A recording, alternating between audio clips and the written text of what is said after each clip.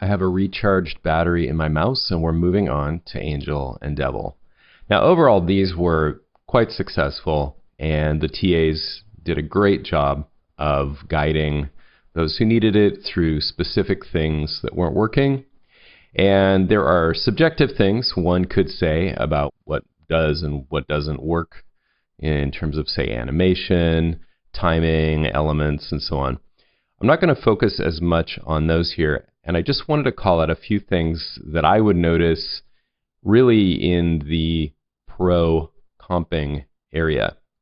So one that I didn't see called out, but was really consistently through a lot of these, was just consistency of edges.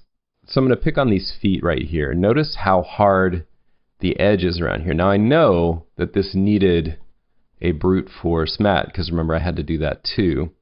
But there's all this nice softness around the feathers. Not only that, but the hand is at the equivalent depth. Now I know the angel's magical, but we can see about where the angel's placed. So just kind of in front of her. So again, kind of like that hand, maybe not in quite as soft a focus, because then the angel would actually have to be out of focus. But even if you look at the edge of her face, which is as in focus as anything, you see some softness there that you don't see. Now, if you're thinking, oh, Mark, come on, why are you zooming in on the frame to find these things? I didn't. With a trained eye, I noticed this right away, and I noticed it on a lot of these. And for me, it's like I can't quite relax watching the shot because that is standing out so much, and it's just not comping in. And it's a case where people might think, oh, it needs some light wrap or it needs something else. It just needs a little bit more softness matching. That's really all it is. Another one that seems subjective, but I think is important to talk about, is color on the face. Generally a no-no. And I'm not telling you this to diss anybody who wanted to do this or likes it. I'm just saying in general with professional projects, as soon as you do a color effect, and yeah, she's waving the wand in front of her face, but I'm talking over here where there's all this kind of red animation going on. It's subtle, but generally I have this instinct that's kind of like changing somebody's logo color. Messing with the face is usually a very deliberate thing, and for the most part you would want to hold out the face and have the effect elsewhere. I'm not saying you have to.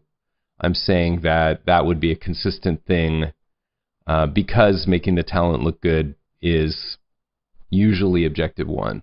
And then finally, there is a bit of a matte line here. The reason I'm calling this one out is because it was really an almost but not quite. It's a good key, and it was just a set of decisions that let that creep in there. So to analyze this, we'll go into the pre-comp. We are at 800% resolution here, and in this pre-comp against black, it's not even as easy to see the matte line, so it's simple to think this would have escaped attention. The setup here is great. Without going through the whole comp, the culprit is in this edge matte, and that was the first place I guessed, so that's great organization.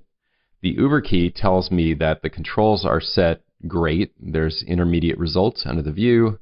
There is a screen balance setting. There's a clip black and clip white settings that are 70 apart, so those are good. Those are good settings. And then we have key cleaner in here. And if I turn off key cleaner, I still have a matte line and I have a much harder edge. So one thing you could do would be to turn off key cleaner and instead go into the screen matte controls and just introduce a little softness here instead. So maybe like 2 pixels. But you see the matte line is still there. So I'm going to undo that because that's just basically the same problem. And instead, key cleaner on, I'm going to actually add advanced spill suppressor. Now, there's no apparent green spill here, but this is also edge spill. And I might even move it up above key cleaner. Doesn't really matter. There's still a bit of a matte line there, but it is definitely less. And that's just at the standard setting. And then under key cleaner, what I would do, I could mess with the edge radius, but I think the amount of softness is good. I'm just going to change the alpha contrast here.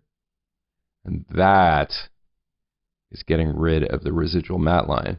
Now, if we go back to the main comp, yeah, we're much better.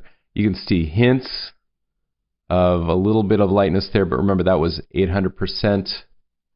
That's 200. And that is 100%, 200, so no matte line anymore. So those are the things that stuck out to me that I didn't see getting caught in the reviews. The reviews I think were great, and I hope you found them helpful in terms of any actual technical problems that you guys got into. Nice work.